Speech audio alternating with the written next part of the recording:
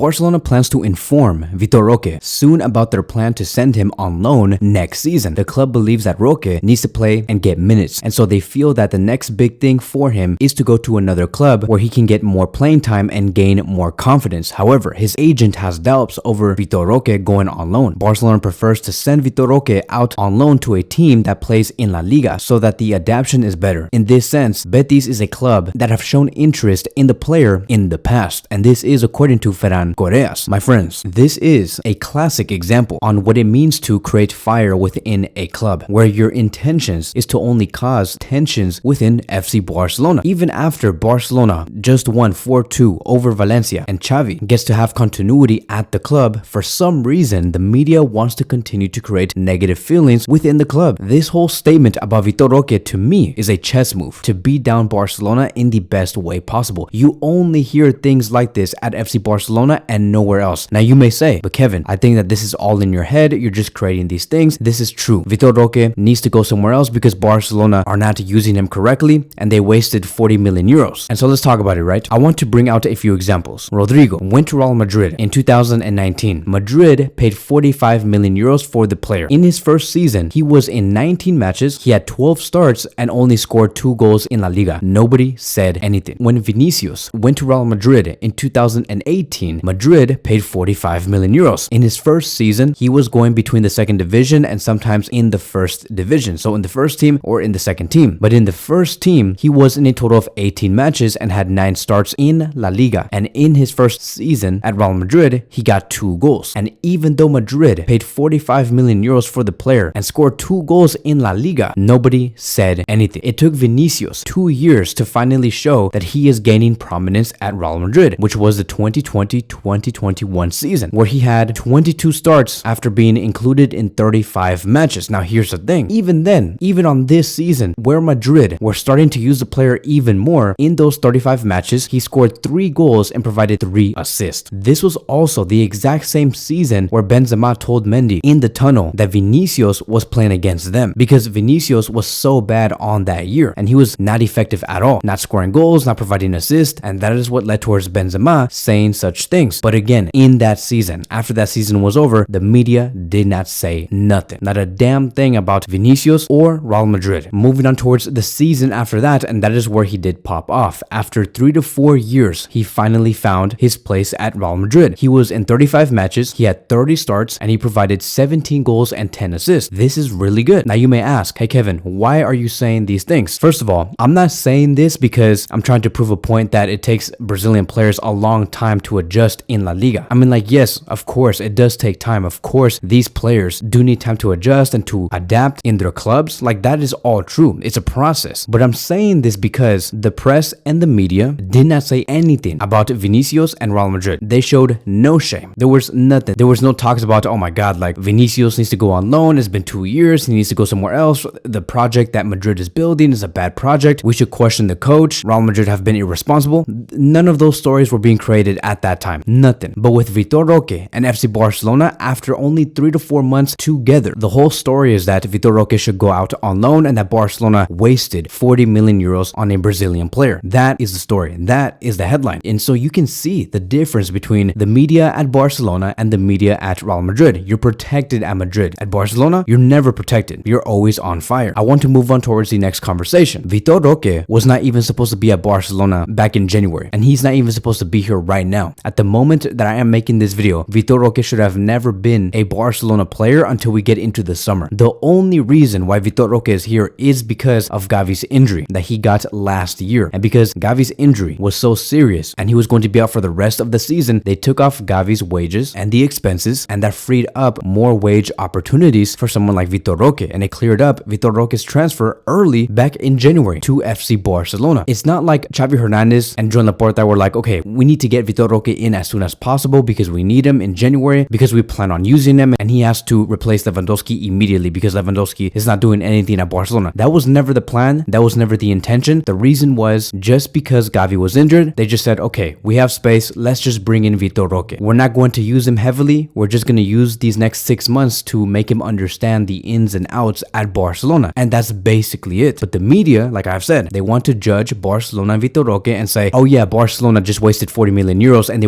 wanted to use Vitor Roque as a striker to replace Lewandowski, and it just has not been working out. But people forget about what Barcelona were actually trying to do and planning out with Vitor Roque for this year. He was not supposed to be here and arrive in January. And so when I also hear people like Victor Font, who was supposed to be one of the presidents of FC Barcelona today, the fact that he said Barcelona is irresponsible for spending 40 million euros on a player that they don't even use, I'm like, dude, you lack context and you definitely lack the understanding on how to properly implement a Brazilian youngster into a brand new league, and especially at a team like FC Barcelona. I'm like, I can't believe that you were trying to win the elections and try to win over Joan Laporta, and you say such things like this. Like, thank God Joan Laporta won the presidential elections back in 2021. So you may ask, okay, Kevin, how do you properly implement new talents into a club where they can be effective and score goals and become the star of that team? And so, okay, let's talk about that, right? And I'm not even going to be talking about Vinicius, because many do say, oh, that's a coincidence because that's what usually happens with Brazilian players. Okay, let's talk about other players. Let's go to Man City. Let's talk about Phil Foden and Pep Guardiola. The way that Pep has been handling Phil Foden at Man City has been amazing by slowly including him in every game. In his first 2 years, he was only being used for about 10 to 20 minutes in every game. Even though Guardiola praised him as a great player, he still only used him for 10 to 20 minutes per match in his first 2 or 3 years at Man City. This is what Pep said back in 2019 about Foden. He is the most talented player I have ever seen. His problem is sometimes his manager does not put him in the starting 11. He deserves all the minutes, but with his competitors, it isn't easy. He works incredibly. He knows I'm here to help him. So even with Pep saying that Foden has great talents, he's an amazing player, he still decided to use Foden very slowly. It's crazy, right? Because Foden is an academy player, someone who was born in Stockport, but raised in Manchester. He literally has the Man City DNA. He is a Man City product, and many would have assumed that he would have just gotten to Man City and play full 90 minutes in every game, but no. Pep Guardiola said, if you want to implement great young talent, you have to use them slowly into the game. In the 2017-2018 season, he was in 5 matches and he only played 49 minutes. He got 1 assist, but that's basically it. In the next season, he was in 13 matches and had 3 starts, played only 335 minutes and only got 1 goal. Keep in mind, this was around the time Pep Guardiola was saying he is the best talented player I have ever seen. So we move on towards the next season. In the 2019-2020 season, 23 matches, 9 starts, 901 minutes. He got 5 goals and 2 assists. It's okay, but it's not like exceptional. It's not like, oh my God, this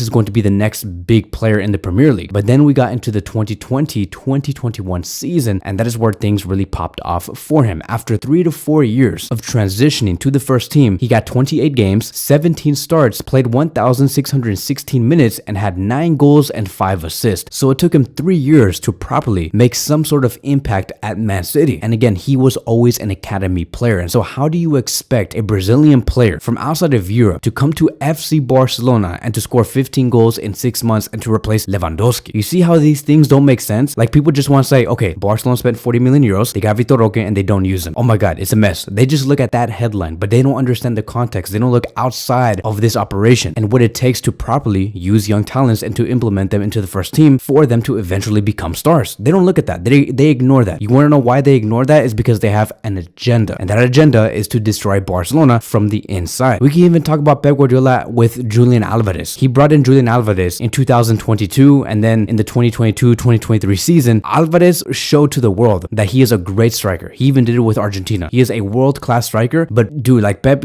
Guardiola uses Julian Alvarez as like a backup to Haaland, and when he does play, sometimes he plays as a left winger. And you know what's so funny is that people have been bashing on Xavi Hernandez, stating that he does not know how to use Vitor Roque and why would he put Vitor Roque as a left winger. They were bashing Xavi because of that. But when Pep Guardiola used Alvarez as a left winger, and he continues to use him as a left winger, by the way, no one says anything. But at Barcelona, it's the end of the world. You see how there's always an agenda, why there's always tensions, always directly going to FC Barcelona. And so to me, this whole narrative about Vitor Roque, about how he's going to go on loan because his future just seems so unsettled at Barcelona, supposedly, right? To me, Vitor Roque is going to be staying. He will be staying at Barcelona. He's not going anywhere. He's going to use this summer as a way for him to continue to understand how to attack spaces, how to understand positional play, how to adapt to Xavi Hernandez's system at the club. It's going to be huge for him because he never got a preseason. He never got an off season. He never got anything. He was just thrown in here in the middle of the season, in the middle of all this mess. And so next season, I don't expect Vitor Roque to replace Lewandowski. I think that Lewandowski, seeing what we are seeing today, he still has a lot left in him. He's going to be scoring so many goals next season. I do see him much more motivated than ever before. Vitor Roque is not going to be replacing Lewandowski. It's not going to happen. I do think that he should have targets though. Next season, if he scores 10 goals, goals, that is completely fine. If he starts in 12 to 15 games and plays about 20 matches, that's okay. That's fine. And if he scores 10 goals, maybe 8 to 10 goals around there, that is okay. I will officially judge the player once we get into 2027. 3 to 4 years from the day that he came to FC Barcelona. That is when I'm going to be judging Vitor Roque, because by the time we get into January 2027, then I'm going to ask, okay, is he good enough to be our starter in the number 9 position? Is he good enough to score about 40 to 45 goals per season? Right now, it's just everything is just a pre-match. He's 18 years old, and by the time we get into January 2027, he's still only going to be 21. That is extremely young. Eventually, Vitor Roque is going to be exploding. I expect for the next season for him to score about 10 goals, in the season after that, maybe 15, and then when we get into 2027, that is where I do expect for him to say, okay, I'm ready, I understand everything, I'm convinced that I can become the best striker in the world, and that's where we can maybe see him score about 35 goals a season, which is where we want him to be at the age of 21 or 22 years old. For now, we're going to be having Lewandowski, Marc Gui. We're going to be okay. It does not mean that Barcelona are going to have to suffer through these next 3 to 4 years because Vitor Roque does not show anything. No, I think that when you have a great sporting project, you will always succeed, while at the same time, you have your youngsters always developing, always progressing. And that is what I do expect from Vitor Roque, because we're still going to be having Lamine Yamal, Cubarsí, Pedri, Gavi. We might have Nico Williams in the future. Who knows? Barcelona will be okay throughout the time that Vitor Roque does progress his game. The most important thing is that we need to cut out this toxic negative news, and for Vitor Roque to continue to work hard at Barcelona and to stay at Barcelona with no loans, and in the end everything will be alright. So that is it. That is going to be wrapping up today's video. Thank you guys so much for watching, and I will see you guys in the next one.